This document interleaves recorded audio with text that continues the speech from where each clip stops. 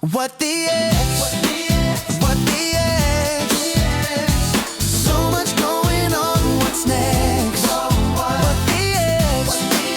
What the X? What's next? Brendan's here reading the feed, every post we think we need. What the X? What the X? What's next?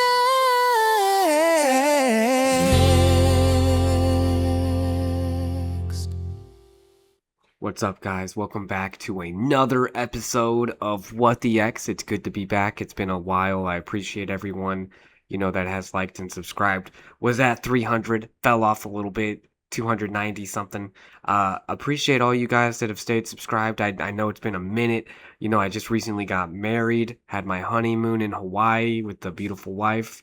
She's sleeping right now. I've been trying to get a better schedule going, after work. 9 to 5, cooking, and then trying to hit jits, which I need to get more consistent on too.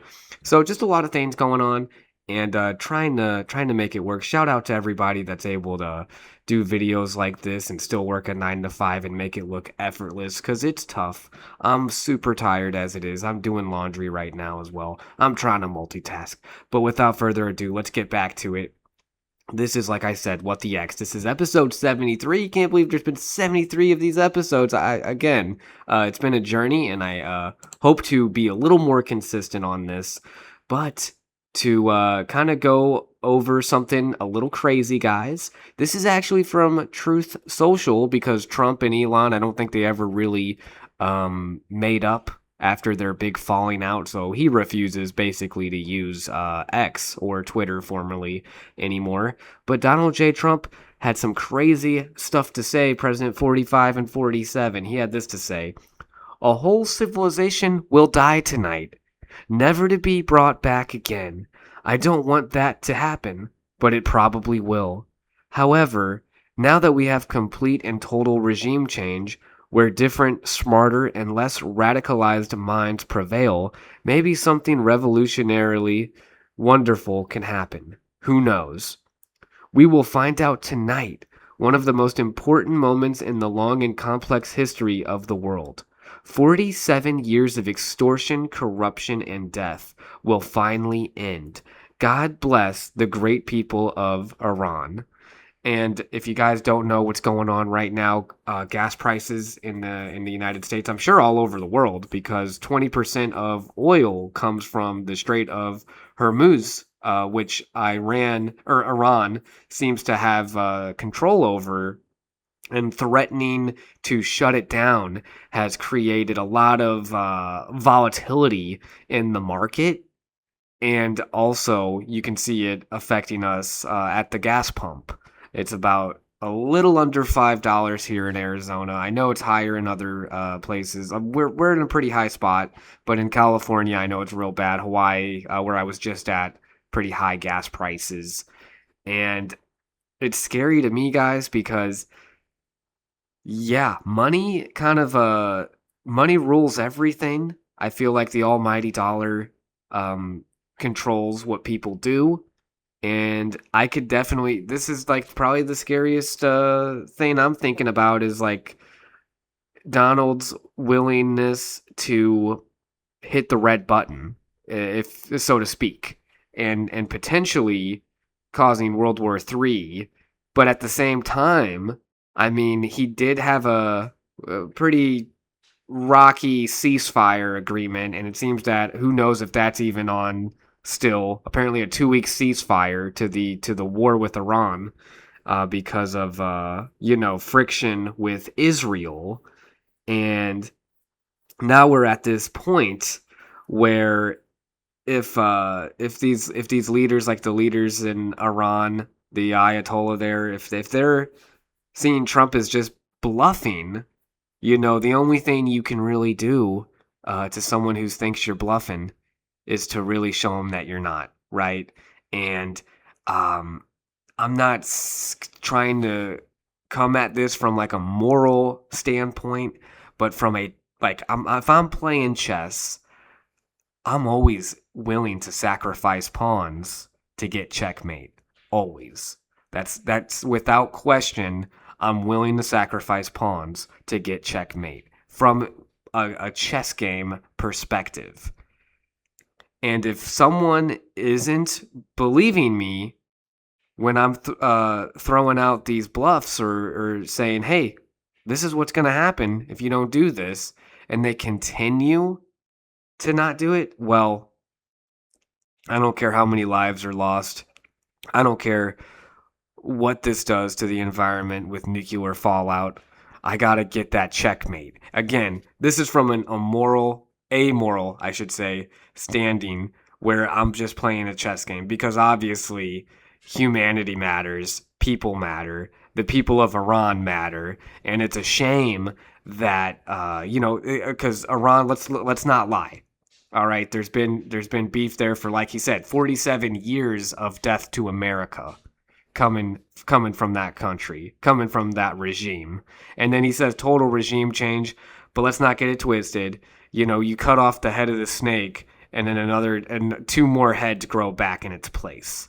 Right? And that's kind of what we're seeing. It's not as easy as the Venezuela experiment that he did where he took out that regime and then the new regime there seems to be playing ball, but they don't have that same historical context that we have with Iran. So what I'm really saying here is that if I'm Trump and the ceasefire doesn't go through and they break it and war is prolonged and the gas prices go up, my job to the American people, and just for the basis of needing to stay favorable and make sure that my regime stays in power. Yes, they have the 2 election terms, like you can only be president twice for so 2-term maximum. But if I want, my heir, if I want someone to take my place in that Republican Party, that MAGA party that seems to be controlling everything at the moment, then you're damn sure that I'm going to show the voters immediate results. And immediate results means lower gas prices, and it means a favorable market, an upward trend on the market. Because it's a sad thing to say, but when you're affecting people's wallets in a positive way, a lot of the times I think they're going to look the other way. And if he's able to lower gas prices, get the Strait of Hormuz up and running, get peace with Iran, well, hopefully peace with Iran, that would be the best case scenario, then he's going to be looking pretty popular and his party's going to be looking pretty good.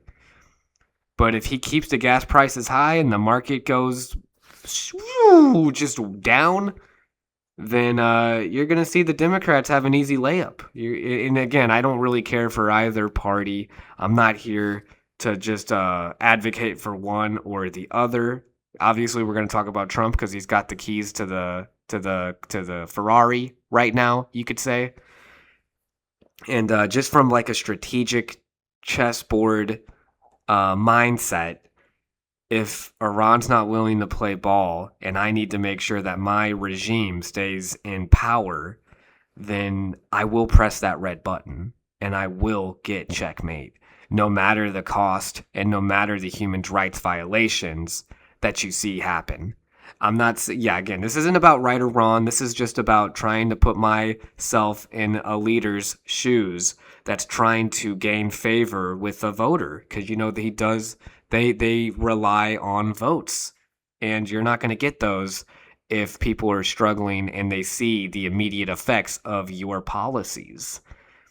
So to wrap up the Donald Trump Truth Social post, I would just say that prayers that we can come to a peaceful resolution, even though I find that highly unlikely because the hurt and the pain and the grudge, the 47 years of death to America chants, that's pretty much impossible to change. And then bombing them and like all the attacks that have just happened in the Middle East, and not saying that they, have clean hands by any means. I'm sure, they've done their own fair share of missile strikes. But when you inflict pain on people and inflict pain on parents and then children grow up radicalized, I mean, that's a hard mold to break. And if things don't go the way Trump wants them to go, and if I were in his shoes and I need to get immediate results, because one thing that I give Trump props for is that when he says he's going to do something, he does everything he can to make the deal happen. The art of the deal. You know, I think he gets high off of getting deals done. So I hope that, you know, he can get it done peacefully. But of course, he said a whole civilization will die tonight, never to be brought back again. And then he goes back and he teeter-totters. He says, I don't want that to happen. And then again, but it probably will. So I think that maybe I'm on the same page as he is from like that leader perspective of wanting to keep your regime in power so you don't have the other regime kind of just chip away at everything that you had tried to do with your own administration, right? So that's how I'm going to end that portion. And then we got to get to a tweet, guys. Of course we got to actually get on X. We got to if this is what the X, right? This isn't what the truth social. So this is an interesting story. This is Mayor Mamdani of New York. He walks 6 miles home for first 100 days, chats with New Yorkers. The Democratic Socialist, crazy to even say that out loud, sworn in as New York's 112th mayor on January 1st after his 2025 victory, invoked rapper Jadakiss in his inauguration speech to pledge he'd be outside. Video showed him in a dark overcoat greeting diverse New Yorkers like a woman from Uganda and locals planning Halloween costumes as him and his wife. A Marist poll gives him 48% approval after 100 days. Strong among Democrats and younger voters, but lower overall than his predecessor, amid praise for housing orders and mixed online reactions. And then, guys, there's just for sake of saving me time on editing, you can look it up. There's clips of him walking around. New Yorkers, they walk pretty damn fast. I would say Mamdani's walk is my jog. I'd be jogging to keep up with this dude. But yeah, he's walking pretty fast. He's, greeting New Yorkers. It's pretty crazy. It's pretty wild. I do, as much as I don't agree with some of his policies and the taxing, because, you know, nothing's ever free. There's no such thing as a free lunch. It's getting paid by someone. And the New Yorkers that can't afford to just pack up and move, you know, they're going to be stuck in a high tax environment, which, you know, hey, by all means, if he's using those taxes to fill potholes, to get daycares for you know, dual income families to be able to do their jobs and not worry about their kids getting raised okay, that's something. And that's a whole nother argument you could make. It's like, hey, what about the traditional family where one of the parents is staying in? I mean, that would traditionally be the mother. I'm all about, everyone having independence, being able to work, of course. But I don't want it to be like we demonize homemakers. You know, there's nothing wrong with being a stay-at-home mom, because that is a freaking full-time job too. Stay-at-home dad too. I'm not trying to dog on anybody like that. I know there's the masculine ideas of things, toxic masculinity maybe you could use there.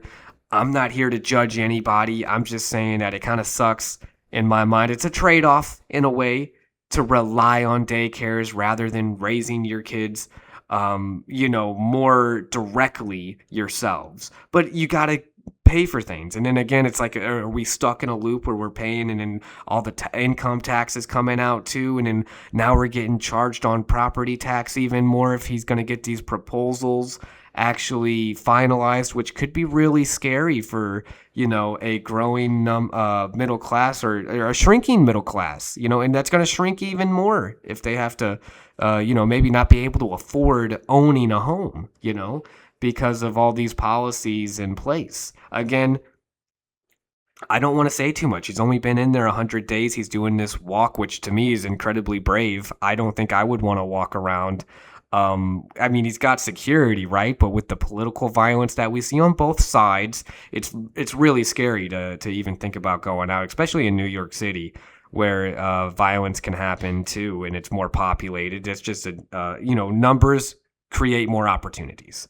So the fact that he's walking around, and then I would hate to be one of his security guys, because you got to be on alert 24/7. You got to be looking rooftop to rooftop.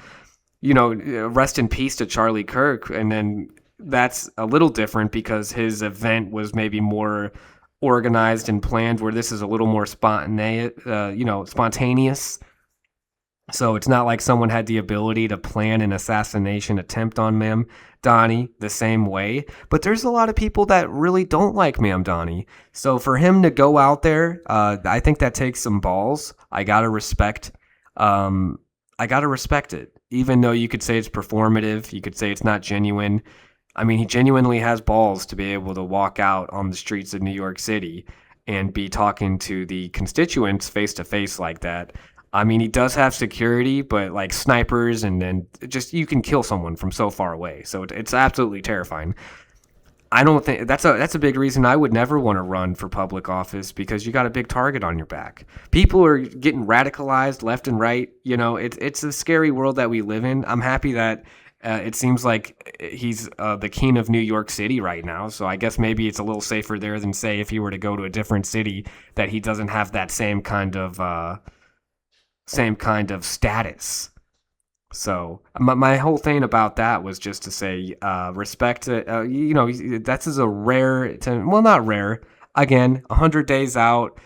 We have some questions about his policies that he's thinking about. Maybe we have some questions about New York City's budget, because money, again, just like earlier, how I was talking about Trump needing to lower the cost of gas, and the cost of gas itself directly affecting the market in such a huge way with transportation and shipping. So just like Trump, if Mamdani's policies actually pay off and New Yorkers are feeling those effects, just like apparently he was able to get a lot of potholes fixed, and if he can get this daycare like we were talking about settled, that could be a huge win for the guy. So I don't want to say too much too quick, and then criticize him too hard, when maybe his way of doing things could be successful. And then all I'm saying is that the first 100 days to walk 6 miles home in New York City, pretty ballsy. So respect for his power play there. I think that's what the Democrats need, is someone who's willing to kind of get on the front line like that. Again, maybe you could say it's performative BS. I'm not here to be hating all day on everybody. I don't think Trump's perfect either, and left, right, whatever you are. I just hope that you want what's best for the country. I think we can all agree on that. And that's basically it. It's been really nice to be able to talk again and start like podcasting again. It's been a minute. You've probably seen, thinking I'm doing a gaming channel because I'm just releasing the video games that I've been playing. But when it gets late, it's like that's the last thing that doesn't take a lot of work or effort. Not that this is kind of effortless too, just being able to talk like this on my soapbox, you could say. But if you guys haven't already, please like and subscribe, comment if you can. I would appreciate the engagement. I know it's not fair of me to ask, maybe because of my inconsistency, but I do want to get back in and make some more What the X videos, because it's what started the whole channel in the first place. I don't want to get away from that, so I do appreciate everybody that's been watching. Thank you so much, and What the X? Thanks, guys. If you like that clip, feel free to click on this clip or even this clip. And then, hey, don't forget about that clip over here. Thanks, guys.